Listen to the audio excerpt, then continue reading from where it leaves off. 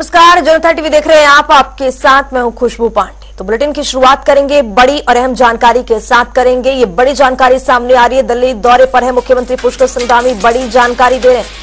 मुख्यमंत्री पुष्कर सिंह बीजेपी प्रत्याशी के समर्थन में रोड शो किया है, जनता से वोट की अपील की है। दिल्ली से बीजेपी प्रत्याशी है रामवीर सिंह बिदोड़ी।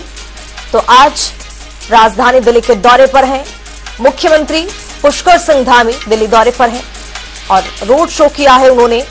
और ये तस्वीर भी सामने आ गई है किस तरह से उन्होंने रोड शो किया है। ये बड़ी जानकारी से आपको अपडेट करवा रहे हैं। भारी संख्या में यहां पर कार्यकर्ताओं का जमावड़ा देखा क्या है। रोड शो में हिस्सा लेने के लिए कार्यकर्ता पहुंचे हुए थे, भारी समर्थन मिला है, जन समर्थन मिला है। मुख्यमंत्री रोड शो करते हुए नजर आ रहे हैं।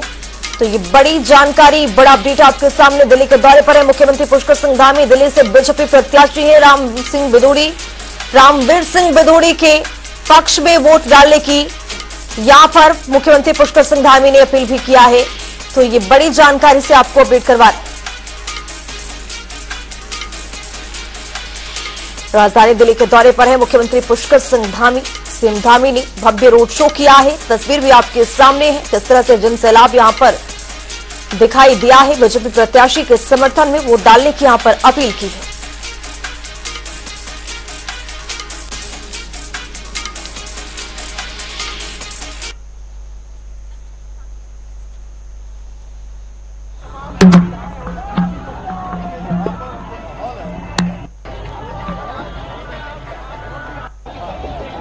आज दक्षिणी दिल्ली लोकसभा के नामांकन सभा में आज लोगों का जन समुद्र यहां पर एकत्र हो गया है और पूरी दिल्ली वालों ने अब की बार एक नया इतिहास रचने के लिए ठान रखा है। इस लोकसभा से रामवीर सिंह बिदोड़ी जी ऐतिहासिक मतों से विजयी होने वाले हैं। मोदी जी को तीसरी बार देश के प्रधानमंत्री के रूप में बनाने के लिए दिल्ली के लोगों ने 7 लोकसभा सीटें जिताने का मन बना लिया है। वो सड़कों पर दिख रहा है, लोगों का अपार हुजूम है, अपार उत्साह है। लोग मतदान के 25 मई का इंतजार कर रहे हैं कि जल्दी जल्दी वो तिथि आए और हम सब इस महायज्ञ में अपनी आहुति दें। राहुल गांधी अपनी परंपरागत सीट, उनकी पुश्तैनी सीट छोड़कर भाग गए हैं और निश्चित रूप से वो पलायन कर गए हैं और इसी तरह से पूरी कांग्रेस पार्टी पलायन पर जाने वाली है। मुख्यमंत्री पुष्कर सिंह धामी के लिए अपनी सीट छोड़ने वाले पूर्व विधायक वर्तमान वन विकास निगम के अध्यक्ष कैलाश गहतोड़ी का लंबी बीमारी के बाद निधन हो गया।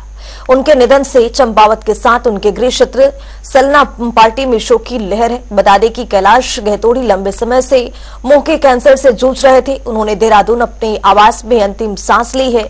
चंपावत विधानसभा से 2 बार के विधायक रहे हैं। कैलाश गहतोड़ी एक कुशल राजनीतिज्ञ, सामाजिक कार्यकर्ता थे और मुख्यमंत्री पुष्कर सिंह धामी सहित सभी लोगों ने उनके निधन पर शोक संवेदना प्रकट की है। मुख्यमंत्री धामी काशीपुर पहुंचकर कैलाश गहतोड़ी के अंतिम संस्कार में उपस्थित रहेंगे।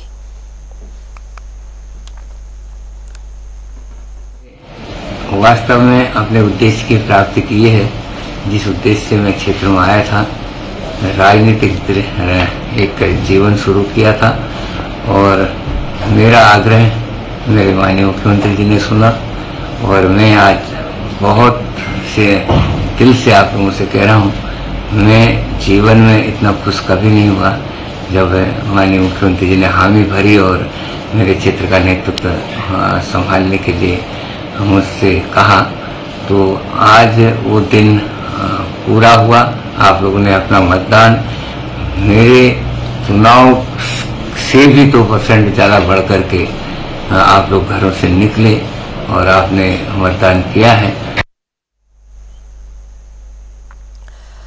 तो निधन की खबर काफी पीड़ादायक देखा गया है। आपको बता दें कि लंबे समय से कैंसर से लड़ रहे थे गहतोड़ी और वहीं पूर्व विधायक कैलाश गहतोड़ी की यहां पर निधन बीमारी से जूझ रहे थे पूर्व विधायक।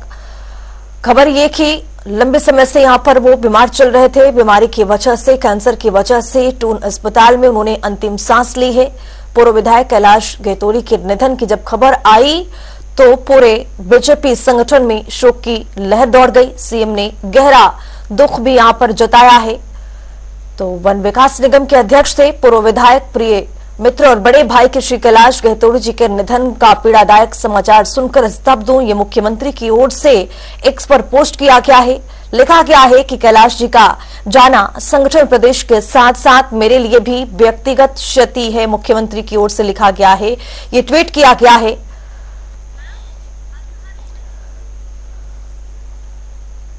तो सीएम धामी ने गहरा दुख व्यक्त किया है। निधन की खबर पीड़ादायक है। मुख्यमंत्री की ओर से एक्स पर पोस्ट किया गया। हमारे साथ हमारे सहयोगी अजहर मलिक जुड़ चुके हैं। अजहर, ये खबर जब सामने आई तो बीजेपी में संगठन में शोक की लहर दौड़ गई। कैलाश गहतोड़ी के निधन की खबर सामने आई है, क्या कुछ अपडेट है आपके पास? जी बिल्कुल, मैं आपको बता दूं कि भाजपा के पूर्व विधायक रहे कैलाश गहतोड़ी लंबे समय से बीमारी से ग्रस्त थे, जिसके लिए उनका इलाज काफी लंबे समय से था। देश में विदेशों से भी उनका इलाज चला था, लेकिन कहीं ना कहीं आज भारतीय जनता पार्टी के लिए दुख की घड़ी है। उनका निधन हो गया, जिसका शव को अब काशीपुर लाया जा रहा है और जल्द ही उत्तराखंड के मुख्यमंत्री पुष्कर सिंह धामी भी काशीपुर पहुंचेंगे और तमाम भाजपा के दिग्गज नेता काशीपुर की ओर आते हुए दिखाई दे रहे हैं। कुछ लोग पहुंच चुके हैं, कुछ प्रशासन भी अपनी तैयारियों में लगा हुआ है। वहीं कहीं ना कहीं कैलाश गहतोड़ी का भारतीय जनता पार्टी में उत्तराखंड में एक अहम भूमिका रही थी, जिसको लेकर मुख्यमंत्री की अगर बात करी जाए तो 2 बार से विधायक रह चुके और उत्तराखंड के मुख्यमंत्री पुष्कर सिंह धामी के लिए अपनी सीट छोड़ी थी ताकि उत्तराखंड के लिए विकास हो चुके हैं। जी अजहर, खबर ये भी कि विधायकी के लिए मुख्यमंत्री पुष्कर सिंह धामी के लिए उन्होंने विधायकी भी छोड़ी थी। जी बिल्कुल, मैं आपको बता दूं कि 2022 का लोकसभा चुनाव हुआ था, उसको लेकर चंपावत की सीट पर गहतोड़ी ने विजय हासिल करी थी, जिसके बाद उत्तराखंड के मुख्यमंत्री चुनाव हार चुके थे। उनके लिए मुख्यमंत्री बनने के लिए एक विधानसभा सीट चाहिए थी, जिन्होंने सबसे पहले मुख्यमंत्री के लिए अपनी सीट छोड़ी थी, पुष्कर सिंह धामी के लिए अपनी सीट छोड़ी थी और सीट पर मुख्यमंत्री ने उपचुनाव कराकर जीत हासिल करी थी। कैलाश गहतोड़ी उसके बाद कैलाश गहतोड़ी को वन निगम का अध्यक्ष बनाया गया था और अब काफी लंबे समय से बीमार थे, तो वो घर पर ही रहकर वन निगम की अध्यक्षता को संभाल रहे थे और लगातार पार्टी को नए निर्देश, नई ऊर्जा देने की कोशिश कर रहे थे। लोकसभा चुनाव में भी गहतोड़ी द्वारा कई रणनीतियां तैयार करी गई थी 5 लोकसभा सीटों पर चुनाव लड़ने के लिए लेकर। अजहर, टून अस्पताल से क्या पार्थिव शरीर घर पर लाया गया है? अगर लाया गया है तो कौन कौन से वो वरिष्ठ नेता हैं, कौन कौन से जो लोग हैं वो मिलने के लिए उनसे पहुंच रहे हैं? अंतिम संस्कार शव काशीपुर में पहुंचा नहीं है, जल्दी काशीपुर में पहुंच जाएगा। और अगर बात करी जाए तो भाजपा के उत्तराखंड के कई दिग्गज विधायक, पूर्व विधायक, कांग्रेस के भी कई नेता उनके घर पर पहुंच चुके हैं, उनके शव का इंतजार कर रहे हैं और कई कैबिनेट मंत्री, पूर्व कैबिनेट मंत्री भी उत्तराखंड में। बताया ये भी जा रहा है कि केंद्र से कोई ना कोई काशीपुर में आ सकता है और मुख्यमंत्री ने भी दिल्ली की सभा, दिल्ली को छोड़कर दिल्ली में मुख्यमंत्री पुष्कर सिंह। अजहर, अंतिम संस्कार कितने बजे किया जाएगा? जी बिल्कुल, उनकी तैयारियां है। 4 बजे के टाइम में, लगभग 4 बजे के टाइम अंतिम संस्कार कर दिया जाएगा। उसको लेकर प्रशासन। बहुत शुक्रिया अजहर मलिक, तमाम जानकारी साझा करने के लिए। तो सीएम धामी ने गहरा शोक व्यक्त किया है। टून अस्पताल में उन्होंने अंतिम सांस ली है। आपको बता दें कि वन विकास निगम के अध्यक्ष, पूर्व विधायक, प्रिय मित्र और बड़े भाई श्री कैलाश गहतोड़ी जी के निधन पर पीड़ादायक समाचार सुनकर स्तब्ध, ये मुख्यमंत्री की ओर से एक्स पर पोस्ट करके लिखा गया है।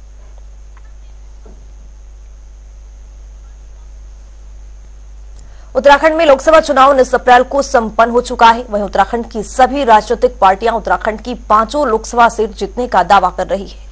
वहीं दूसरी ओर कांग्रेस ने एक बार ईवीएम की सुरक्षा को लेकर सवाल उठाने शुरू कर दिए हैं, जिसको लेकर बीजेपी प्रदेश प्रवक्ता सुरेश जोशी ने कहा है कि कांग्रेस उत्तराखंड की 5 लोकसभा सीटें हार रही है, जिसकी वजह से वो हार के कारणों पर बहाने ढूंढ रही है। कांग्रेस पार्टी उत्तराखंड की 5 लोकसभा सीटें हार रही है, इसलिए वो हार के कारणों पे बहाने ढूंढ रही है, क्योंकि उनको पता है कि भाई जनता का समर्थन हमें नहीं मिला है। कभी ईवीएम की वो लोग बात करते हैं, कभी वीवीपैट की बात करते हैं, जिस विषय को देश का उच्चतम न्यायालय भी खारिज कर चुका है। अब उन्होंने नया राग अलापना शुरू किया कि सुरक्षाकर्मी जो भारत सरकार के या उत्तराखंड सरकार के सुरक्षा बल हैं, अब उन पे अंगुली उठा रहे हैं। उत्तराखंड में परिवहन मुख्यालय ने चारधाम यात्रा के दौरान परिवहन विभाग के अधिकारी कर्मचारियों की छुट्टी पर रोक लगा दी। संयुक्त परिवहन आयुक्त संतन खोमार सिंह ने बताया है कि चारधाम में हर साल की तरह इस साल भी ये रोक यात्रा के दौरान प्रभावी रहेगी। अप्रियहार्य परिस्थितियों को छोड़कर अधिकारी कर्मचारियों को अवकाश नहीं दिया जाएगा।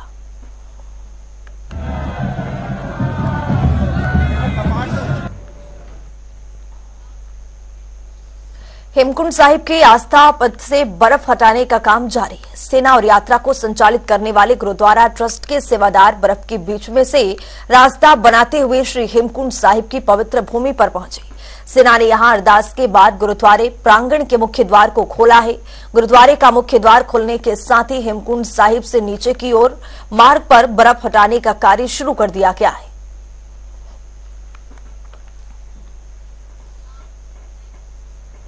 देहरादून में डेंगू और चिकनगुनिया की रोकथाम के लिए पूरे प्रदेश में महाअभियान चलाया जाएगा। इसकी शुरुआत उन क्षेत्रों से की जाएगी जहां मरीजों की संख्या के हिसाब से हॉट स्पॉट बन रहे हैं।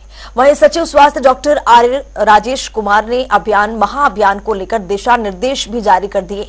साथ ही सभी राजकीय और निजी चिकित्सालयों में डेंगू और चिकनगुनिया रोगियों की स्थिति पर निगरानी रखने के भी निर्देश दिए।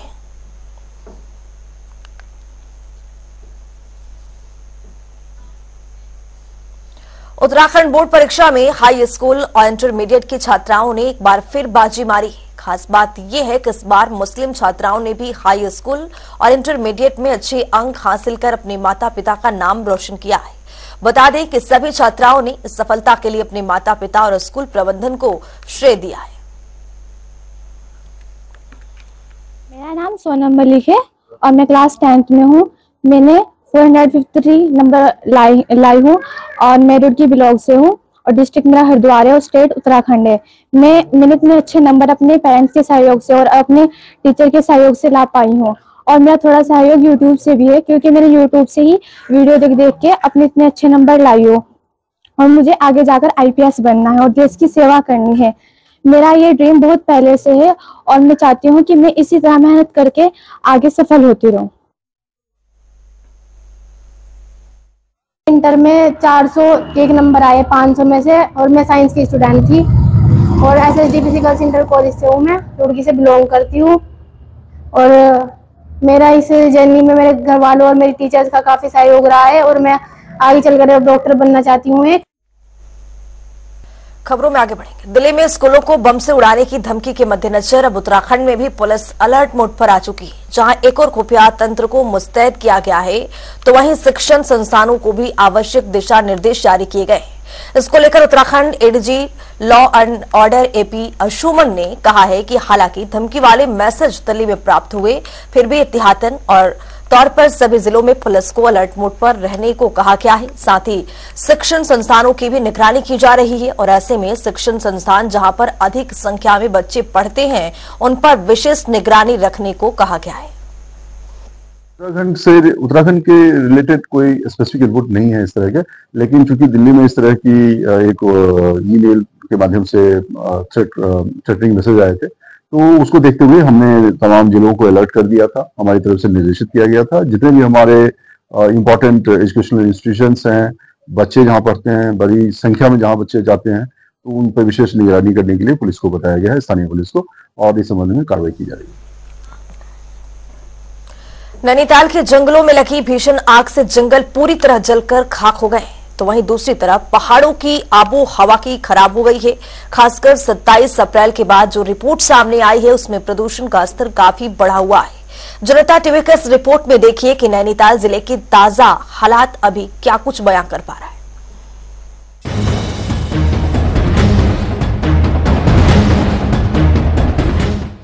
नैनीताल के जंगल में भीषण आग लगी है और इसको काबू करने के लिए प्रयास भी जारी हैं। इसके बाद भी आग बढ़ती जा रही है। उत्तराखंड के जंगलों में शुष्क मौसम, मानवीय गतिविधियों और बिजली गिरने और जलवायु परिवर्तन के कारण बार बार आग लगने की घटनाएं सामने आ रही हैं। जंगलों में भीषण आग के कारण प्रदूषण नियंत्रण कंट्रोल बोर्ड ने जब नैनीताल जिले की आबो हवा को परखा तो नतीजा चौंकाने वाला था। प्रदूषण नियंत्रण कंट्रोल बोर्ड ने नैनीताल जिले में 3 जगहों पर प्रदूषण मापी यंत्र लगाए हैं। जंगलों में लगी आग के बाद आंकड़े सामने आए। पहला प्रदूषण मापी यंत्र नैनीताल के नैना गांव में लगाया गया। 27 अप्रैल को जो रिपोर्ट सामने आई उसके मुताबिक PM10 का स्तर 106.4 तक पहुंचा, जबकि मानक 100 है। दूसरा प्रदूषण मापी यंत्र नैनीताल जिले के हनुमानगढ़ी में लगाया गया। 27 अप्रैल को आई रिपोर्ट के मुताबिक PM10 का स्तर 88.6 पहुंचा, जबकि मानक 100 है। तीसरा प्रदूषण मापी यंत्र नगर पालिका नैनीताल में लगा है। 27 अप्रैल को मिले आंकड़ों के मुताबिक यहां PM10 का स्तर 98.5 मिला, जबकि मानक 100 है।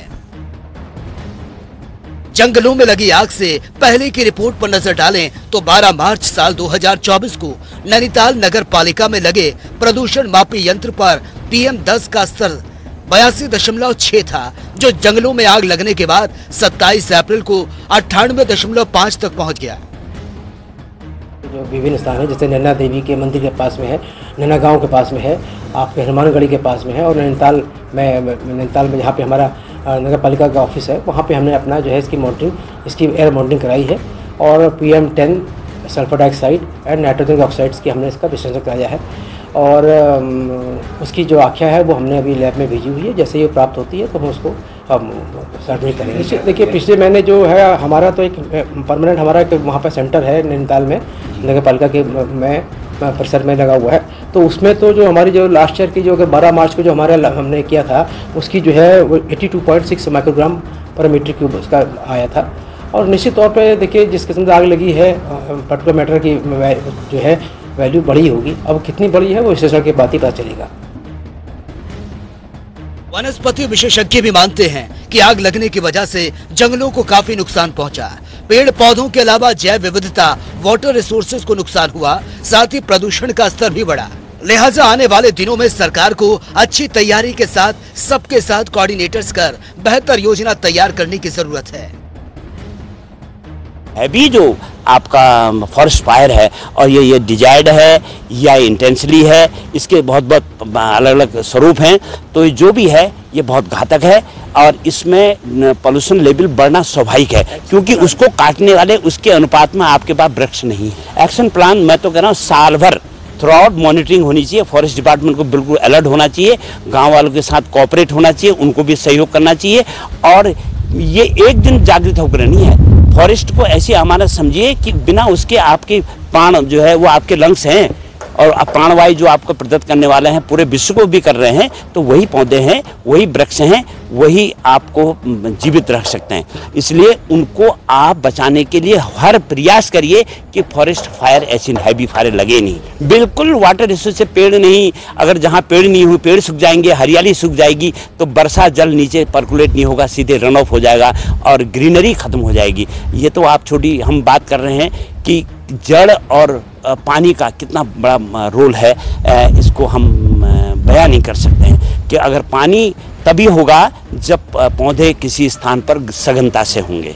ये मेरा मानना है कि पेड़ों का और पानी का घनिष्ठ संबंध है। हल्द्वानी से जनता टीवी के लिए संजय प्रसाद की रिपोर्ट।